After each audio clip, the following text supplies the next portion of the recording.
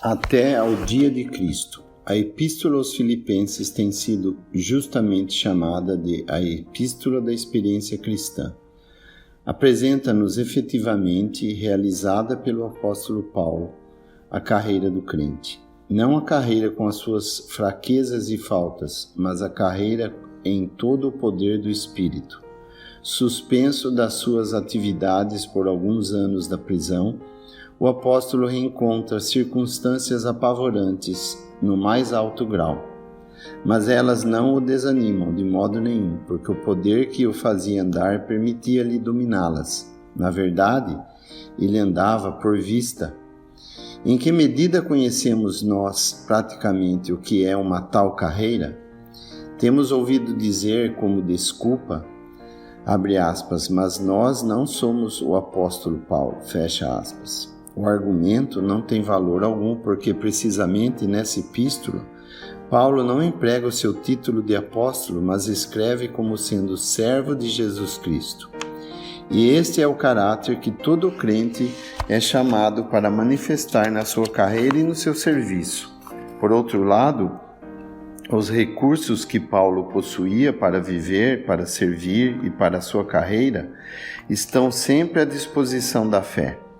Esses recursos resumem-se numa palavra, : Cristo. Cristo, vida modelo, mas também força e alegria do crente. Tal é a substância da Epístola aos Filipenses. Que nos seja concedida a graça de viver em Cristo, encontrando junto dele e nele tudo o que nos é necessário para andar dia a dia como imitadores daquele que podia dizer, abre aspas, para mim o viver é Cristo. Filipenses 1:21, fecha aspas. A carreira cristã é uma carreira de peregrinação pelo mundo. Depois de haver exortado os filipenses, e a nós com eles, a serem imitadores, o apóstolo lembra que a nossa cidade está nos céus. Filipenses 3, versículo 20. E apresenta imediatamente aquela verdade da vinda do Senhor tão preciosa para aqueles que caminhavam e lutavam no meio de um mundo inimigo. Esperamos o Salvador, o Senhor Jesus. Peregrinos na terra, nós estamos ainda no corpo de fraqueza, conhecendo todos os sofrimentos inerentes a um tal estado. Mas o Senhor, na sua vinda, transformará o nosso corpo abatido para ser conforme o seu corpo glorioso. Já em Cristo, nós somos nova criação, 2 Coríntios 5, versículo 17. Mas encontramo-nos ainda no meio da velha criação e por meio do nosso corpo temos sempre parte nela. A criação agora, sujeita à vaidade, será, num dia futuro, libertada da servidão da corrupção e pensamento infinitamente precioso para o crente. O primeiro ato dessa libertação será precisamente na vinda do Senhor, a redenção do nosso corpo. Corpo no qual temos ainda de conhecer as consequências do pecado e pelo qual nos achamos ligados à primeira criação. Com o nosso corpo abatido, assim transformado conforme ao corpo glorioso do nosso amado Salvador, nada mais teremos que fazer com o que é da velha criação. Romanos 8, de 19 a 25. Tal é a esperança do crente enquanto está neste mundo. Na epístola da experiência e da carreira cristã, tudo é feito com o propósito que nos fosse apresentada a vinda do Senhor como o termo da nossa peregrinação no mundo. Libertação de tudo que nos prende ainda à primeira criação, a esperança que sustém a fé e que assim fôssemos apresentados no dia de Cristo.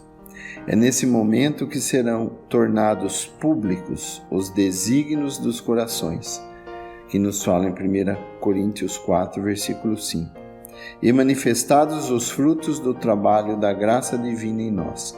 Será então que o Senhor mostrará minuciosamente de que maneira havemos cumprido a nossa responsabilidade no caminho percorrido.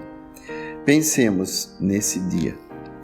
Não tropeçar até o dia de Cristo é o que o apóstolo pedia a Deus para os crentes de Filipos. É igualmente o que nós temos de pedir sem cessar para nós mesmos. Quantas dificuldades descobertas na carreira cristã, quantos obstáculos, quantas coisas suscetíveis de nos fazerem tropeçar. O inimigo está de tal modo ativo, diligente em redor de nós, assim como em nós, esforçando-se para nos fazer cair no caminho que aquele que está em pé olhe que não caia. 1 Coríntios 10, 12. Como precisamos de ser guardados por aquele que é o único que tem o poder de nos guardar de tropeçar. Judas, versículo 24.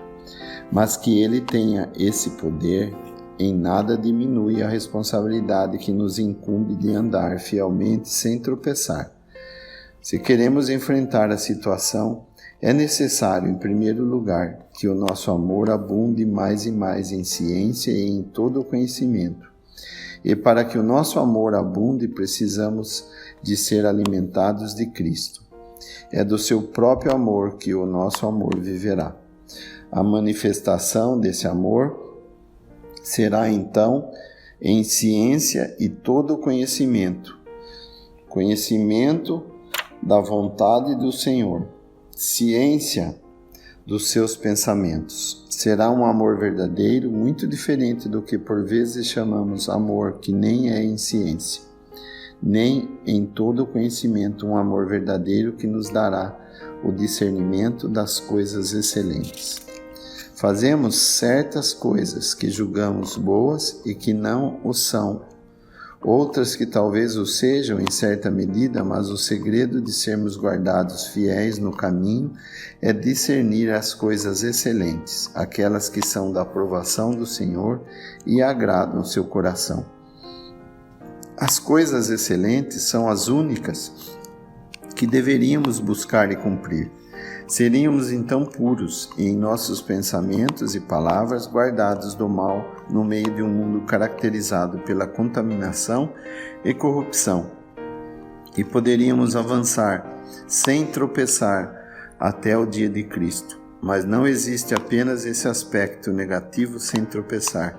Existe também o fruto produzido, uma abundância de fruto.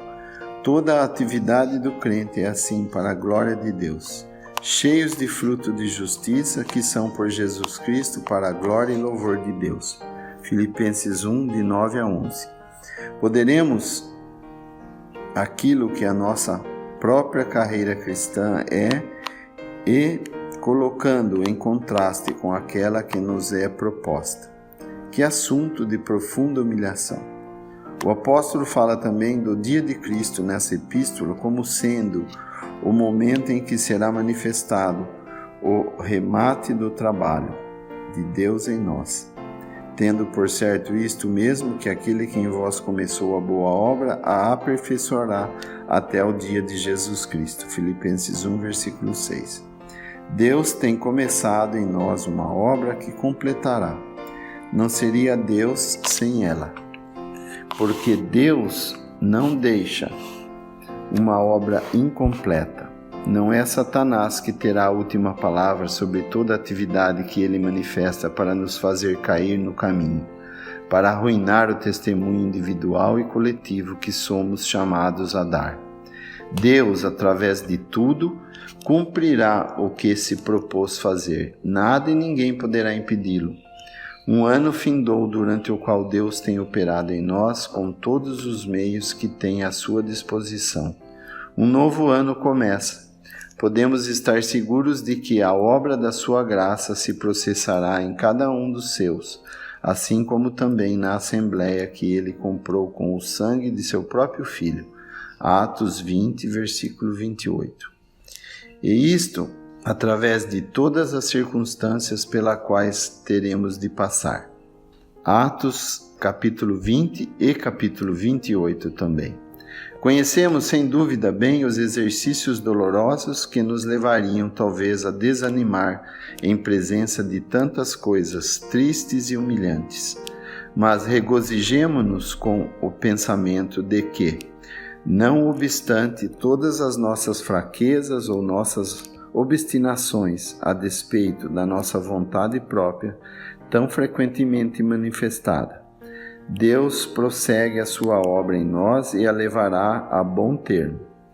Instrui-nos, educa-nos, cria-nos e disciplina-nos. Tomemos ânimo, os resultados desse trabalho da sua graça serão tornados públicos quando chegar o dia de Jesus Cristo. E como de Jacó e Israel poderá ser dito: que coisas Deus tem obrado. Números 23, versículo 23. Deus consumirá a obra que tem começado em nós até o dia de Jesus Cristo. Que este pensamento tão consolador, tão benéfico para os corações exercitados, não nos deixe jamais esquecer a nossa responsabilidade e perder de vista Filipenses 1, de 9 a 11, mas que seja um encorajamento precioso no caminho que tivermos de percorrer no decurso do ano que vivemos. Por P.F.